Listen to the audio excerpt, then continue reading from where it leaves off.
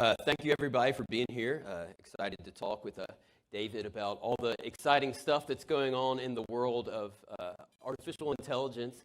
Obviously, you and Telmex have been such a huge part of this. Kind of talk to us about some of these innovations that are going on. So many people, when they hear about AI, they think of, what can I talk into my phone to get a recipe or direction somewhere? But there's so much exciting stuff going on. Kind of tell us some of the things that excite you and some of the things that Telmex is doing there. Yeah, absolutely. Ooh, sorry about that.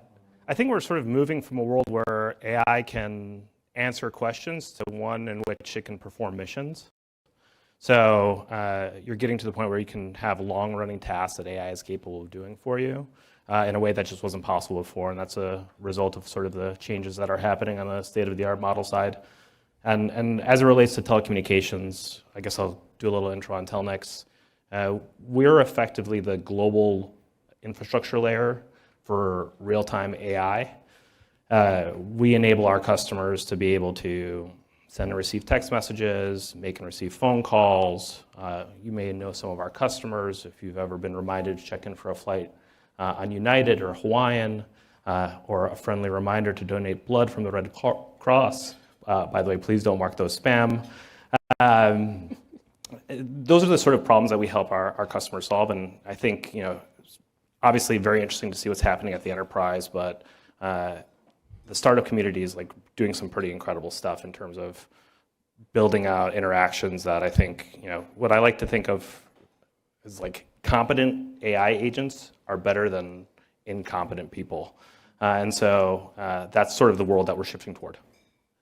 So especially with the workforce, there's so many changes that AI is helping to supplement what American workers are doing. But there's also a lot of misconceptions about what's going on and what AI is doing and its effects on American workers. Can you talk about that, maybe dispel some of those myths about AI?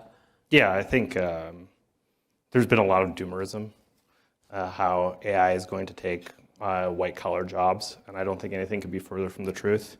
Our folks are busier than ever.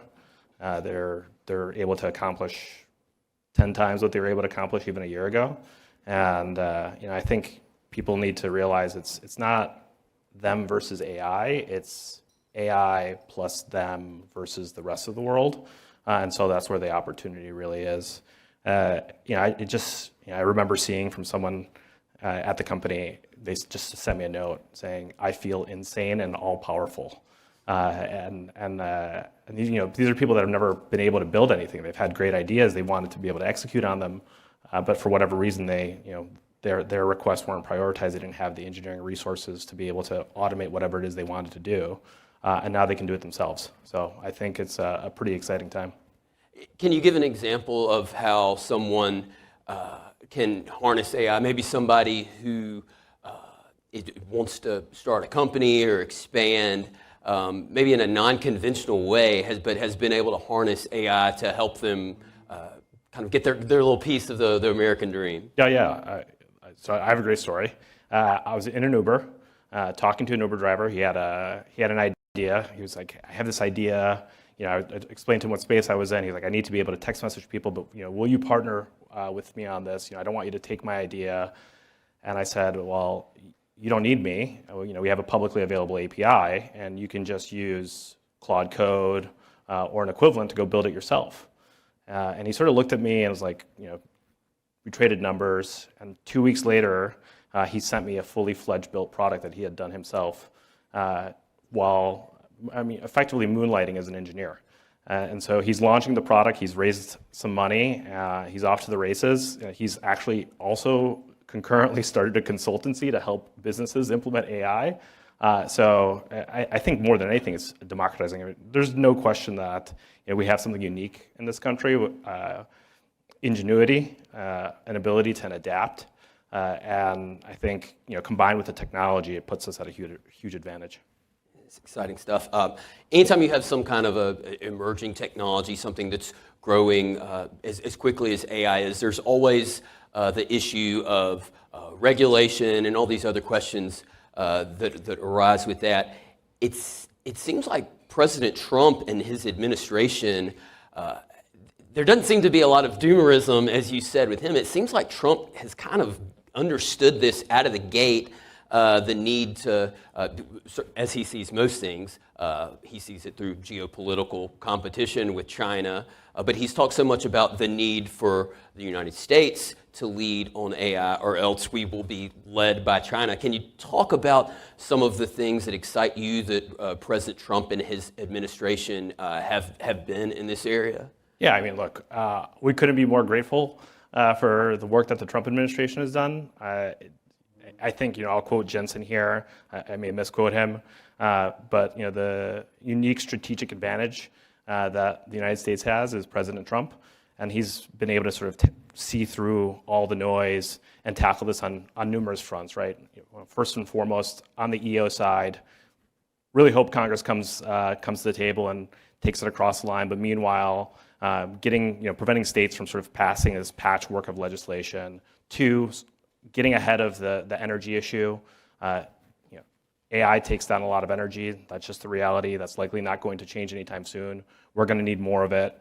And three, solving the permitting problem. We need more data centers. We need more fiber. It should be easy to build in the United States. So those are all issues that the administration has been tackling, and we're obviously incredibly grateful for the work that they've been doing. So yeah, I mean, look, there's always more that can be done, but we're in pretty good shape. You talk about the patchwork of regulations. It seems like anytime this subject gets brought up, whether it's AI or anything else, California always gets brought into the conversation. What has California been doing with AI, and why is it important for the Trump administration, Congress to act to make sure that California doesn't mess up America's position of leading in AI? Look, I mean, I think maybe well-intentioned, I don't know, but the general gist is we're sort of stuck in this lowest common denominator framework. They're exporting their values to the entire country, and we're sort of in this situation where there's just inhibition to building. So we're sort of looking. They have passed both the Fair Housing and Employment Act, as well as the California Consumer Privacy Act. In both of those, if you use an AI anywhere, you have reporting obligations to the state. You have safety testing that you have to do. You have the ability to opt out, and there is a concern with AI, right? It can be used by malicious actors, and so we think that the best way to fight misuse of AI is AI.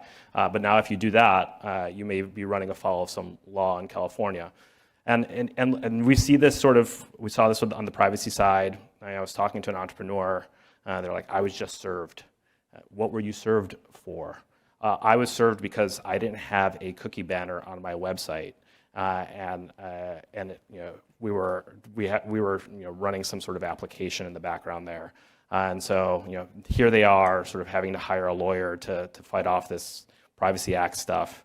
And it's just unnecessary. It gets in the way. The big companies, they can obviously afford it. Like the large AI labs, they love regulation. They get to pull the ladder up behind themselves. They can deal with 50 different states, but it's the sort of upstarts, the entrepreneurs, the folks that are working in open source. Those are the folks that are most negatively impacted by what California is doing. Yeah, you got to watch those cookie banners. Look, when conservatives hear California, they obviously recoil a little bit, but it's even like states like Florida who are acting in this. But even that, we talk about that patchwork of regulations. Even if maybe the policy is sound, it sounds to me like that could still impact all these companies across the country. Yeah, I think what it comes down to is we just need rules are okay. It's okay to have rules. We just need a single, clear set of rules, right? That everyone can follow, that everyone understands. And look, the world is becoming more competitive than ever, and you have to sort of think about folks like China, obviously, who don't have these issues and are able to sort of continue to push through. And we have an advantage But we've sort of seen, everybody was super excited about OpenAI a year ago. Now they're excited about Anthropic. The space is incredibly dynamic, and we're going to have to do everything we can to maintain our lead. And so, in the absence of a federal framework, I think we risk having to slow down. And this is not a time that we want to be slowing down. I think this is potentially the most important race in human history. Can you talk more about what path forward you would like to see, whether legislatively or on the regulatory side, what actions Congress and the administration need to do going forward? I think we just need to find an opportunity for common sense regulation at the federal level, preemption. There's obviously issues that can be focused on by the states, but the sort of broad rules of the road need to be handled here in DC.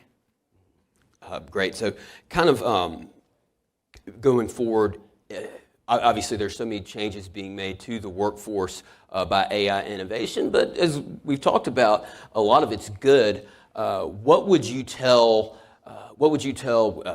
somebody who is in or about to enter the workforce, whether it's somebody who wants to start a business or maybe grow and expand or hire? What would your message be to them about the exciting future of AI innovation and how it can, if they're an employer, how they can harness it to grow their business, or if they're a worker, how it can make their job, their career much more fruitful and enjoyable? Look, I think we've seen reticence, right? We've sort of been talking about this now for a couple of years. I think the seeing is believing, and so what I would recommend anybody that has any concerns about is engage the tooling, try to build something. It doesn't even have to be meaningful, right? Like you can do throwaway things, but you can start to understand the contours of the technology. And I would go as far as to say, like, if you can imagine it can be done by a computer, you should ask a computer to do it. And I think you'll be pretty surprised with what that computer is capable of doing for you. So and look, the technology is changing like tremendously all the time. I'm constantly surprised by what's happening. My favorite tool now is OpenClaw.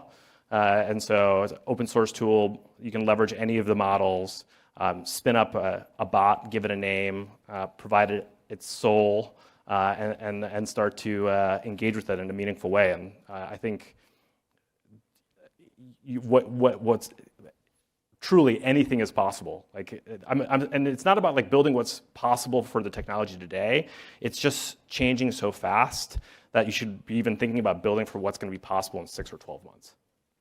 A lot of exciting stuff ahead. David Kasem, Telmex, co-founder and CEO, thank you for joining us today. Thanks for having me. Appreciate it. Thank you.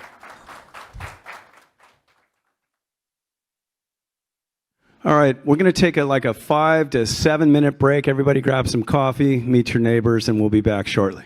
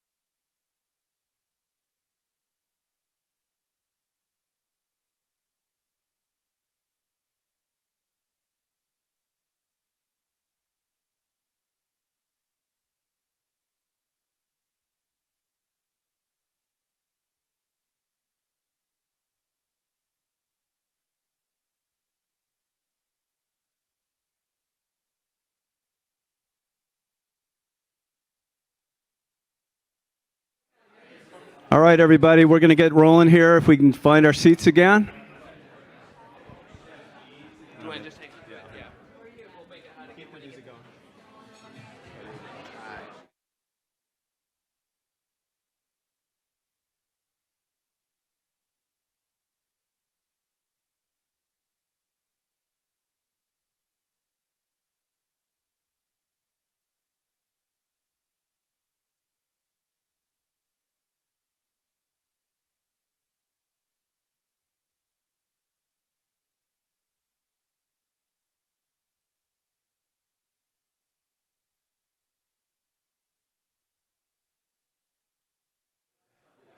Guys, if everybody could take their seats, we're going to get rolling.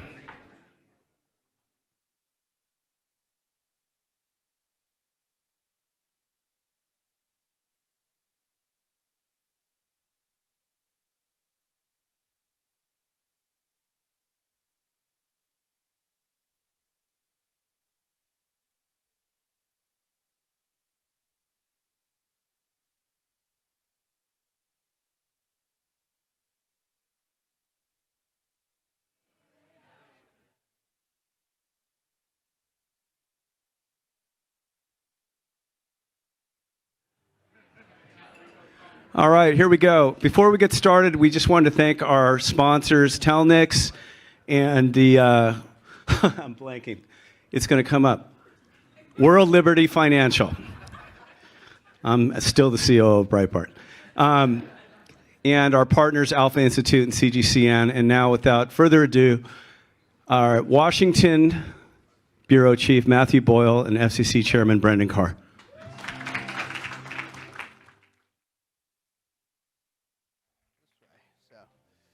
Mr. Chairman, thank you for taking the time to do this. We really appreciate it. Yeah, so glad to be here. Thanks so much to Breitbart. You know, Breitbart's doing phenomenal work breaking big stories. Your reporters in D.C. are great. Sean Moran has got a lot of really good stories out there, and I just love seeing what you guys are doing, what you're putting out there, and happy to chat with you today. So I want to start really big picture. Okay, so we've seen a number of different people across the establishment media. They've called you Trump's pit bull in the media. We've seen South Park talk about you. We've seen all sorts of different things. How about this? Let's hear it straight from the horse's mouth. What is your role as the FCC chairman in the Trump administration? How do you approach the position? What does the president expect of you? How do you view this position? What are you trying to accomplish?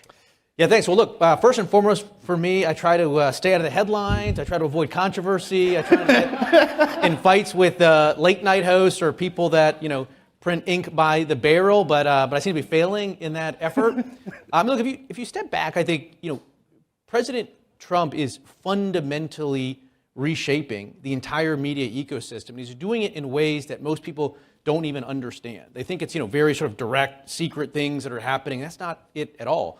When President Trump ran, particularly this most recent time, as every other time as well, he really ran directly at the legacy national news media. And for so long, politicians just accepted the narrative that they were handed down. And they didn't want to fight that narrative. They didn't want to push back. They didn't have their own sufficiently big soapbox to push back. They just took the narrative.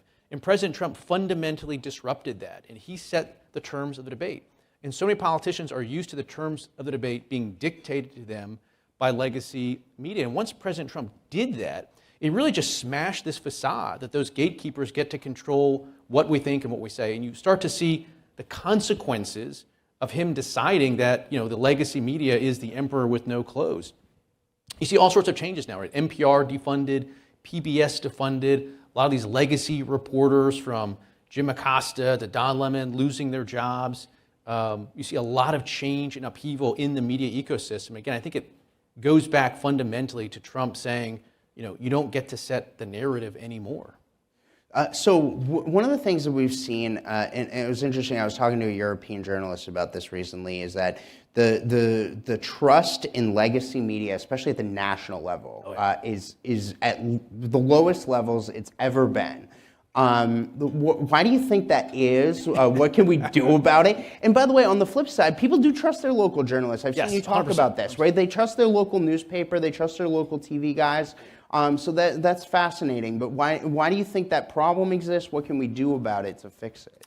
There's a big gap in trust between legacy national media and local news journalists. In fact, we can talk about this more, but you see newspapers closed by the dozens all across the country. We lost a lot of really good gumshoe reporting. Now, local TV stations, Live at 5, Live at 6, that's sort of the only thing left across the country of actual real gumshoe reporting, and we want to do a lot more at the FCC to try to support them and empower them. The problem is at the legacy level. You look at the statistics, it's something like only 9% of people have a great deal of trust in national news media. I used to say, or still say, that more people trust gas station sushi than legacy media, and it's not just a throw aside. There's actually a study that says 15% of people would eat gas station sushi, but only 9% of people have trust in the legacy national media. And it's for a confluence of factors. I would say maybe 3 or 4 different things are going on.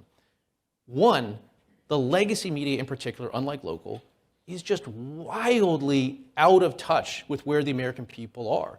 You can see example after example. So Super Bowl Sunday, people are gearing up for the big game. They're all excited about it. Washington Post out with a story that says the most important person to the Super Bowl, the most recent Super Bowl, was Colin Kaepernick, right? Something that no actual human being in America would reach that conclusion, but the legacy media Even thinks more important than Bad Bunny? right. That's what they think. And so just drastically out of touch. You see, after the U.S. men's hockey team wins a historic gold medal, you see ABC journalists saying that the U.S. men's hockey team really missed the cultural moment because they spent time with the president of the United States. Or you see, Time magazine, I think before the Olympics, ran the sort of CCP-aligned skier on their cover. So it's just this one feature of it is drastically out of touch. A second feature is consistently being exposed for running hoaxes that go in one direction, year after year after year. Mostly peaceful protests. Biden is of sound mind. Covington, Catholic. Russiagate. I mean, the list of these hoaxes that the legacy meeting was running went on and on and on. Another feature, you have a lot of sort of straight news journalists that sit on the evening news, and when they eventually lose their job, the mask falls, and they show you who they really are, whether it's Don Lemon or Jim Acosta or Dan Rather, Terry Moran. Once they sort of stop sitting behind that anchor desk, they show you that they're really just partisan actors. I think that just undermines the credibility of the other people then that take their place in the seat. And finally, I'd say people have access to news and information from so many different sources now that gatekeeping role is eroded. You can actually find out the truth about stories. And again, just today, I could not believe it. I woke up this morning and CNN has this tweet up about how these 2 innocent kids were traveling to New York City on a warm summer day, and lo and behold, they found themselves caught with charges of terrorism for dropping effectively IEDs at a protest. And CNN left that tweet up. They've now deleted it, but the story itself is still up there. And again, it's whether that falls in the hoax bucket or the out of touch bucket, I don't know, but it's just time after time after time, and that's why you see that trust in the legacy meeting just continuing to crater. Okay, so now you guys have been taking some steps. So speaking of like the local journalists out there, the local TV stations, right? One of the big challenges they're facing is at this moment is they're competing with big tech on the big national playing field. And so you guys have taken some steps to lift the broadcast ownership caps. Can you talk to us a little bit about that policy and how that has helped maybe some of these local television networks compete on the bigger stage? I think the best way to think about the media ecosystem as relevant to this question is to think about it as 2 main buckets of actors. On the one hand, you have what we call the national programmers. So that's Comcast, Disney, Fox, Paramount. Those are national programmers. Those are the ones that create most of the daytime and nighttime shows that you're used to seeing, but they're not actually in that capacity. Believe me, we're going to get to nighttime shows. Yeah. They're not. I won't get too far with that. If you're watching. But they're not in that capacity licensed by the FCC as programmers, just creating the programmers. That's one bucket of actors. On the other hand, you've got thousands of individual TV stations that are licensed by the FCC, and they're the ones that actually broadcast or disseminate the national programmer's content. Okay. Over the years, there's been a pretty good balance of power between local TV stations and national programs. So for instance, if a national programmer had a program that was really not a good fit for a particular local community, the local TV station could preempt, they could not run it. Sometimes in years past, local TV stations would not run entire seasons of particular programs that they didn't think was a good fit for their community. But over the years, that balance of power has shifted really dramatically in the hands of those national programmers, such that your local TV station, in too many cases, is simply just a mouthpiece for programming being created in Hollywood in New York. And so we've lost that balance of actual local news stations connected to the communities, licensed by the FCC with an obligation to serve the community where their antenna is. And so we've been taking a number of steps at the FCC to try to reinvigorate and re-empower local broadcasters. One issue that we've been looking at is this issue of a national cap. Historically, the FCC has limited the number of TV stations any one entity can own. And actually, perversely, the idea originally was to prevent the national programmers from buying too many TV stations getting too powerful.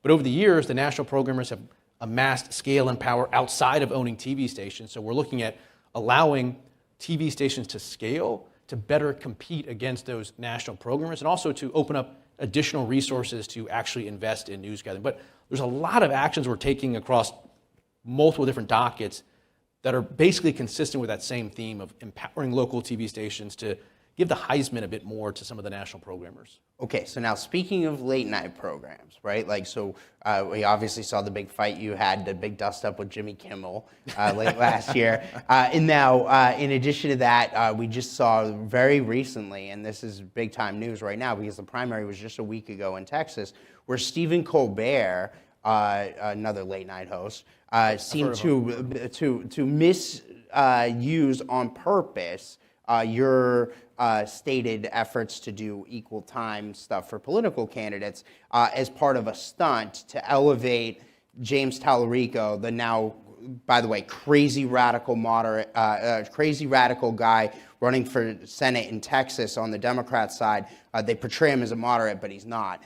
Everything that we've seen about this guy's record is insane. But the point is that the Democrat establishment wanted him over Jasmine Crockett. And what they did was they did this stunt where they flew him out for an interview with Colbert. And now we've since learned, since the election, the New York Times has reported that Tallarico knew before he even got on the plane that the whole interview would never air on television. It was just for online, but they've tried to claim that you were the reason why this interview didn't air on television. That's not true. So I wanted to get your thoughts on what happened there with that whole Tallarico thing, because it seems like it's just part of this bigger trend, if you will, of these late night comedians being partisan political hacks.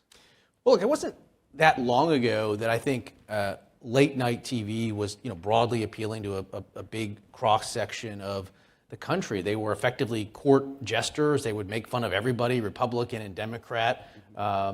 It was largely popular programming, but they've shifted from the court jester mode to the court cleric mode, where they are effectively enforcing very particular bespoke orthodoxies. They've gone from going for laugh lines to going to applause lines. There's been a real fundamental shift.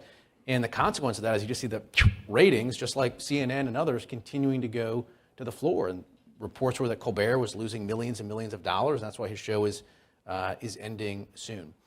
But again, stepping back, you've got broadcast television is fundamentally different than any other means of distributing programming because they are licensed fundamentally by the FCC. You have to operate in the public interest. And when the FCC licenses a broadcast television station, again, different from cable, different from streaming, different from YouTube, different than newspapers. You're licensed by the FCC. That means the government has picked a winner, and the people denied the microphone are effectively losers. And so the FCC uses what's been referred to over the years as a public trustee model. When you are a broadcaster, you're not just looking out for your own narrow partisan interest. You're supposed to represent and serve the needs of the entire community around you. There's lots of different rules and regulations that come out of that basic concept. One of them is this concept called equal time, which is Congress passed a law that said if a broadcaster is going to have a legally qualified candidate for office on, they have to provide comparable time and placement to all other legally qualified candidates. This has been a rule on the books for decades and decades, but the FCC seemingly had walked away from enforcing that regulation, or broadcasters had simply misread the provision as not applying, because the provision does include an exception for things called bona fide news programs. So if you're a bona fide news program, and Congress at the time had things in mind like Meet the Press, real hard-hitting, journalistic programs, you didn't have to comply with equal time. But again, over the years, people assumed that everything is bona fide news, and therefore the equal time doesn't apply. We put out a public notice a couple weeks ago reminding broadcasters that no, in fact, the equal time rule still exists. There is an exception for bona fide news programming, but you have to demonstrate that you're subject to that. Okay, that brings us to the most recent Tallarico-Colbert episode. But you're exactly right in how you describe it. Apparently what happened was CBS provided guidance to the late night show, to Colbert, saying, you can run this interview. It may trigger an equal time obligation, and here's lots of different ways that you could comply with that equal time. There was never any suggestion by the FCC or apparently CBS they couldn't run the interview exactly the way they wanted to, but instead of complying with the law and providing equal opportunity to Jasmine Crockett and others running, they decided to run with this censorship hoax. And it was probably one of the more entertaining days I've had on this job. I woke up, I think it was a Tuesday morning, and I saw a tweet from the James Tallarico account saying, this is the interview that the FCC doesn't want you to see. This was the first time I'd even heard about this episode. And it said something like the FCC refused to air that episode, as if we have some sort of dump button somewhere in the FCC that we prevent people from running different ads. And we, got up in the morning and ran down there and pushed the dump button, said these are, MAGA airwaves now, you're not going to run that interview anymore. It didn't happen. It was a total hoax. Then the story sort of unraveled further. They said, well, it wasn't the FCC, but it was CBS itself that prohibited it. Again, CBS then came out with a statement saying it wasn't. This was effectively a self-Streisand effect moment where someone was falsely claiming that they were censored by the Trump administration because they knew that the legacy media would eat it up and run with the story that someone was censored when they weren't. But it was all just a ploy to get clicks, to get donations. Well, it worked. I mean, he's the Democrat nominee now for U.S. Senate, right? Like, I mean, if you think about it, right? Like, I mean, they got what they wanted. Jasmine Crockett was leading in the polls by double digits before this all happened. After this happened, now all of a sudden James Tallarico takes the lead. So, I mean, do we do anything about this? What do we do to prevent future people from doing this? I mean, it's kind of genius of the Barack Obama crowd. I mean, Barack Obama was entirely all behind James Tallarico, and one would think him and his team were instrumental in making this happen. But that being said, I mean, they basically rigged the election and stole it from Jasmine Crockett. I don't like Jasmine Crockett, but hey, you know what? I feel bad for her here, right? Like she got screwed, right? Well, the entire purpose of the equal time rule was to prevent media gatekeepers from deciding the outcomes of elections. The provision is designed to ensure that individual people and voters get to decide. And so the fact that the interview didn't run on broadcast TV means that there wasn't an equal time issue there, but there were others. So for instance, The View. The View had James Tallarico also on. They have claimed that The View is a bona fide news program and therefore qualifies for the exception to equal time. Interestingly enough, that's not a position that is uniformly agreed to even within the broadcast community. So this hasn't really been widely covered, but after Tallarico appeared on The View, again, separate from the Colbert episode, which did air on broadcast TV, a number of local TV stations in Texas did file equal time notices in their political files, signifying that they don't necessarily agree with Disney that The View qualifies as bona fide news. We have a enforcement proceeding underway right now where Disney is continuing to maintain and defend that The View is bona fide news program. And we are working that matter up as an enforcement case right now.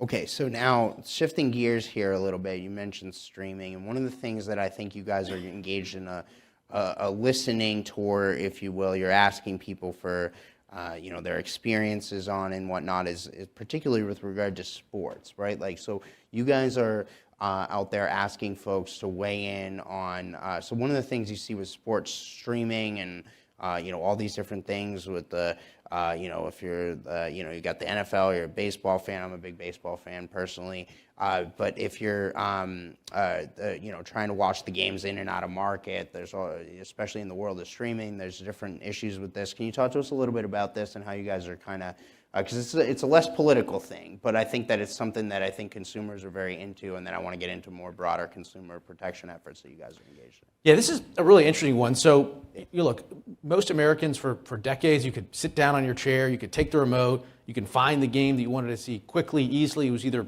broadcast TV or on your regular, basic cable program on a broadcast TV channel. But over the most recent couple of years, that has become a lot more complicated. A lot more games have been going behind paywalls. People have to sign up for different streaming services. They can't remember what the passcode is. They can't get access to the game. You sign up for a service, then you got to remember to cancel it within 30 days. You don't have to pay for it, but it's become just much more cumbersome and difficult for consumers. And so we're taking a look at this to see if there's a role for the FCC, in part because broadcast over-the-air TV and sports leagues have had a really good relationship over the last, number of decades, and it's one that's benefited everyday Americans because they can quickly, easily, and usually for free find the games they want. But that's starting to change, and we want to take a look at that. So we're asking the public to comment on it. There are legal issues involved. There's a antitrust exemption that applies to sports leagues, for instance. Some of the key triggering language in there is about telecast, and so there is a question that people are debating in the FCC record, which is to say, if you take a NFL game and you put it on a streaming service rather than broadcast TV, does the NFL still get to benefit from the broad antitrust exemption? So these are all issues that we expect to get hashed out a bit in the FCC's record. There's limits on what we can do from an authority perspective, but there is an important relationship between sports leagues, local broadcasting, investment in local news gathering that we thought it made sense to tee this up and open it up for people to comment on. Right. So now, more broadly on the consumer protection front, I think this is Consumer Protection Month or something like that. So you guys have a meeting. Consumer Protection Week, yeah. Yeah, and you guys have a meeting upcoming later this month where you're going to be voting on a number of different things. One of the big things that you're planning to vote on is this effort regarding call centers. So to reshore call centers, so like when people call center for this thing or that thing or whatever, they're not getting somebody in India or Bangladesh or they're getting somebody here in the United States. So can you talk to us about this reshoring call or onshoring call centers effort that you guys are going to be voting on this month? I think this has been another real significant pain point and frustration in most Americans' lives. You call up a company, you try to resolve an issue, you end up with a call center outside of the US, there's language, there's communications barriers, it's just difficult to resolve your problem. And so we have started a proceeding to look at encouraging the onshoring of call centers. For call centers that remain abroad, we're looking at imposing standard English proficiency requirements to try to make that communication easier. And we're also looking at how foreign-originated robocalls can sometimes take advantage of some of those call centers. And there's a couple of relationships there. One, a lot of people that make these illegal robocalls get trained at these quote-unquote legitimate call centers. We often have instances where workers at these foreign call centers, because they get paid so little, they get flipped by bad actors to access your account, to change your account. And so we think there's a security issue with having so many call centers overseas. And so we think it makes sense to tell people it's time to bring these jobs home. And we're seeing some positive results already. So for instance, Charter Cable Company bought Cox Cable Company. And as part of that deal, Charter agreed to take all of the Cox call centers that were abroad and onshore them back here. I think it's a good win for customers. I think it's a good win for the country, and we want to, I think, continue to push in that direction. Again, it's a real frustration that I think we can play a small role in. Our jurisdiction principally is about the telecom companies we regulate and their call centers, but there's some arguments about our legal authority, potentially under the ADA or other laws, to go more broadly with respect to some of these. And there may be other components of the federal government that are also looking at it to try to build more broadly here. Okay, so another thing I think you guys are voting on, and anybody out there with a phone, which is basically everybody in the country, hates these robocalls. Yeah. You guys want to combat these robocalls. Can you talk to us about that effort? What role does the FCC play in this? What are you guys going to be voting on later this month? How is this going to help people combat this? Because I hate them. Everybody hates them. They're annoying as can be. How do we stop the robocalls? Well, we have stood up a very specific work stream and group that's focused exclusively on robocall issues. Now, it cuts across agencies. It's not just FCC, FTC, Chairman Ferguson's doing great work on this. State AGs are doing great work on this, and we're coordinated across all of those. The main shift that we've done at the FCC in terms of our approach to robocalls is this. Historically, the FCC would spend a lot of time and resources finding a single bad actor that was responsible for a large number of robocalls, and we'd issue a $100 million fine. Now, the fine would never go collected, the person would disappear, they'd be judgment proof, and so you didn't see significant changes. What we're building on is a totally different approach, which is we're looking at every single portion of the life cycle of a call and making it more difficult for bad actors. So right at the get-go, we're making it harder to get access to telephone numbers. We're making it harder for overseas calls to get through our systems. We're upgrading our networks so that we can have these robocall mitigation technologies be even more effective. So for instance, when you have a copper portion of the network still, you lose a lot of the robocall mitigation technologies that we have today.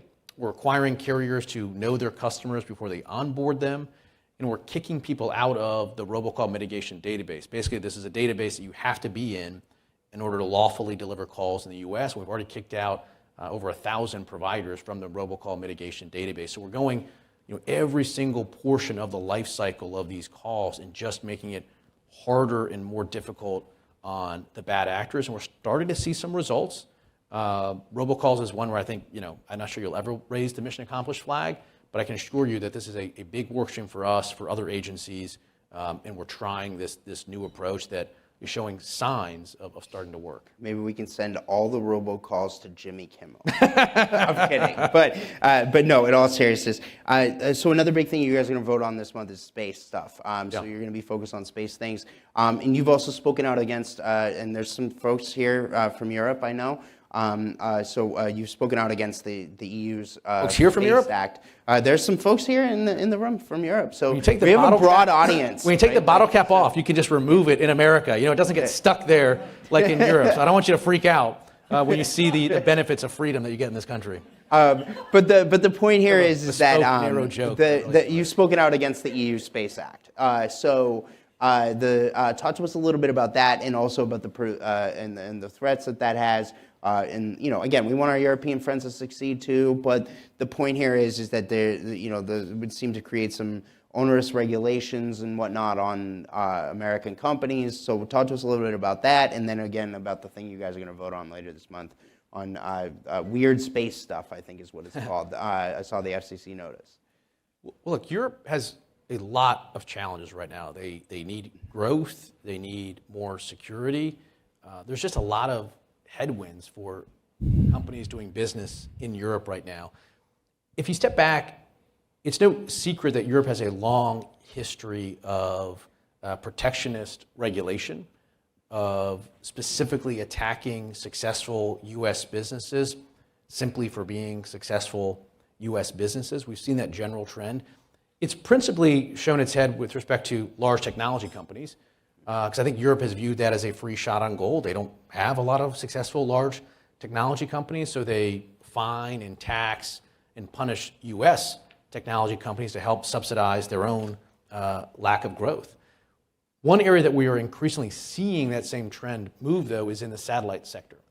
Now, unlike big tech, Europe actually does have national champions in the satellite sector, and they do have satellite operators that do business here in America. And for decades, we have had a reciprocal relationship where we have low barriers to entry to European satellite operators. In exchange, we have hoped to have low barriers to entry to U.S. satellite operators doing business in Europe. And frankly, whether that continues, low barriers to entry based on reciprocity at this point is really up to Europe. They have been going down this path of what they call European satellite sovereignty, which really is an exclusionary approach to U.S. operators. And I think we're probably better off if we stay with this low barriers to entry approach. But if Europe is going to cut off their continent to U.S. satellite operators or not give them a fair shake and a level playing field, then I think the FCC would be forced to act in a reciprocal manner. And so we've started proceeding to look at that. And more broadly, we're just looking to benefit the entire space ecosystem. And we've done so with the FCC without putting a thumb on the scale for U.S. operators. We're opening up more spectrum for all satellite operators. We're processing applications faster at the FCC. And we think this is a real key piece of our economy going forward. With direct to space in particular, one thing that I'm really excited about is that for years, we've had satellite services where you have a dish and you can get high-speed service right to your Starlink dish or other dish. And we've also had satellite phones, which is sort of low speed, low bandwidth.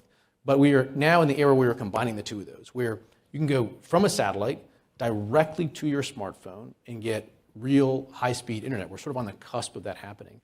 And the FCC has been facilitating spectrum transactions and other steps to make sure that the US is going to lead the world in this emerging new technology area of direct-to-cell. But imagine your cell phone working anywhere in the world, anywhere in the country, no dead zones, high-speed connectivity, right from a satellite as a complement to the existing terrestrial network. And we're taking the steps right now in the Trump administration to make sure that the U.S. leads the world in that, and that we realize it here before anywhere else. Mm-hmm. So now, speaking of new emerging technologies as well, we see a big focus, especially with the war in Iran that's ongoing right now, on drones, right? Like, so you want all the drones that operate in America to be made in America. Can you talk to us about the efforts that you're doing on that front?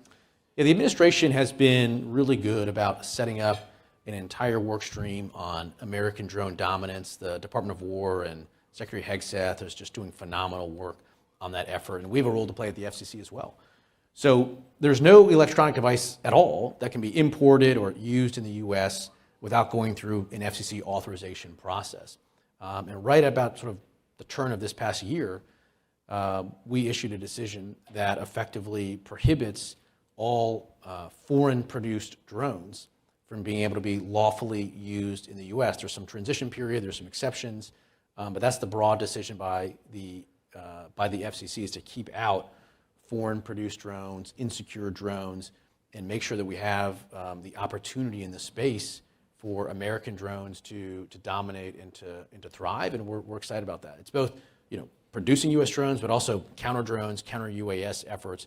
There's a lot going on across different components of the administration to make sure we lead the world there. Mm-hmm. Okay, so I've got a few more things on my list here. So another big thing that I know you guys have done is, what we've seen, obviously President Trump has been very focused on, we need to get rid of this whole experiment that's totally failed with DEI, diversity, equity, inclusion, total nonsense, obviously.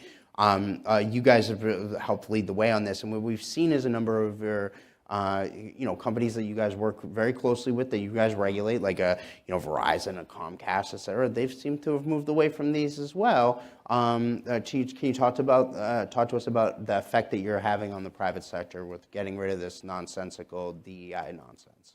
Most people don't realize that when I came in as chair of the FCC in January of 25, the FCC had promoting DEI listed as, I think, our number 2 or 3 highest strategic priority. We were spending millions and millions of dollars promoting DEI at the FCC, right? The FCC is supposed to be tax dollars at work.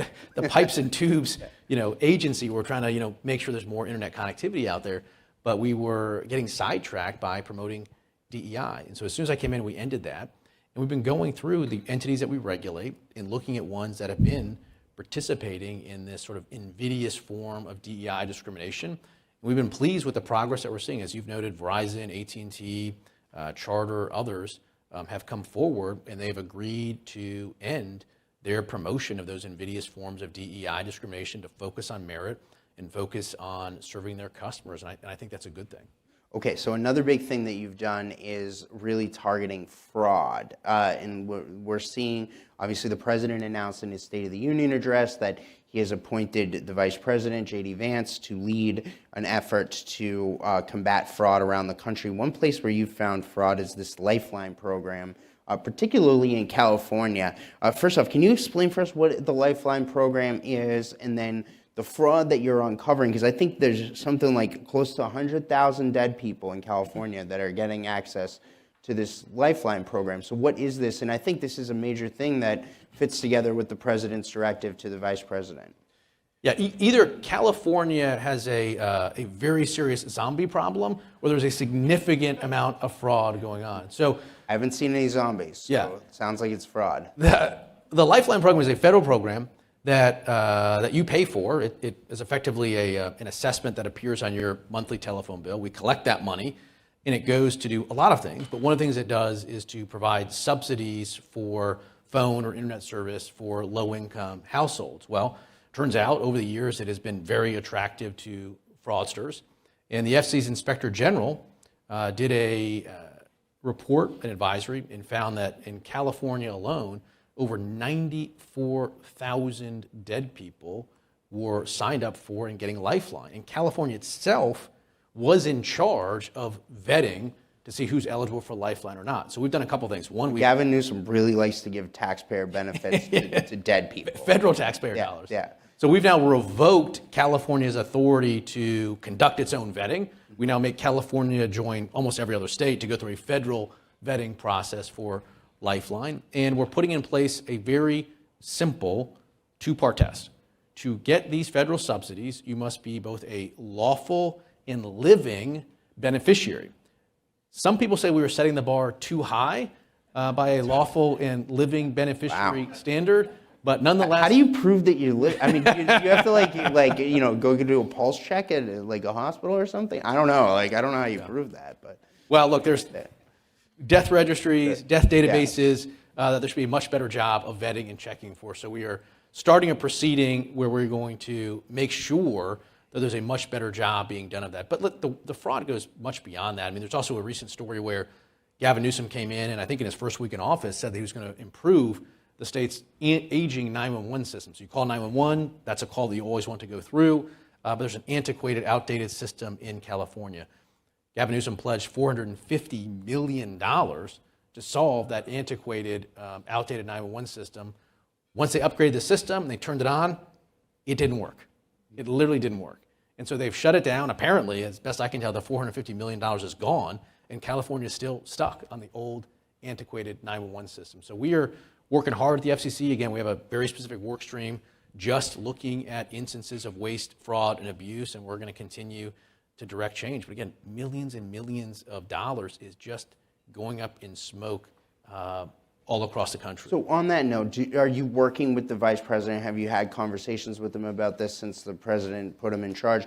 And then also, what do we do about these fraudsters? I mean, I think that our audience would demand accountability, like justice.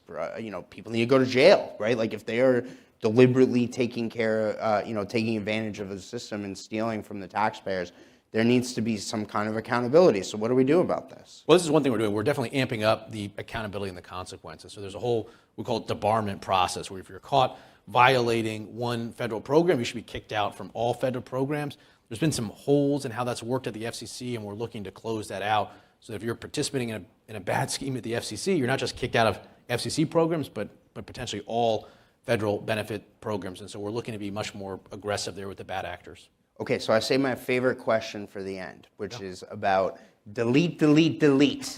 You guys are doing delete, delete, delete. This is what you call it when you're getting rid of all these onerous regulations. I think you've gotten rid of hundreds, maybe thousands of them.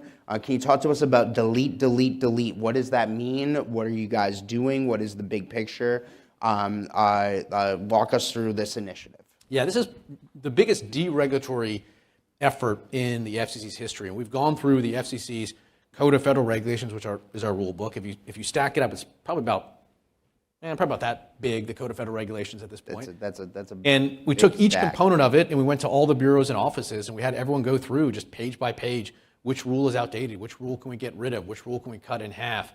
And so far we've gotten rid of, I think, just over 1,000 regulations. I think it's 130 words have been cut. I think 300 pages have been reduced from those Code of Federal Regulations. We're just going to keep on going to get rid of outdated, unnecessary regulations. We've also taken a look at we call dormant dockets, proceedings the FCC started and left open, which has a regulatory overhang, and we've closed, I think, something like 2,000 separate inactive proceedings at this point. So it's one of our most productive efforts that we're doing. We're ahead of schedule on the 10-to-1 regulation requirement from the administration, where you get rid of 10 regulations for every one that you do, and it's a really productive, important. What are some of the craziest things you've uncovered, right? Like that you've gotten rid of?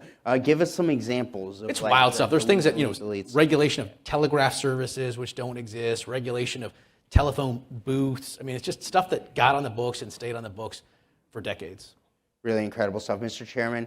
Really want to thank you for joining us Yeah, here. this was a lot of fun. Thank you so much. Yeah, really exciting Appreciate stuff. it. Thanks. So, thank you. Great stuff. Yeah.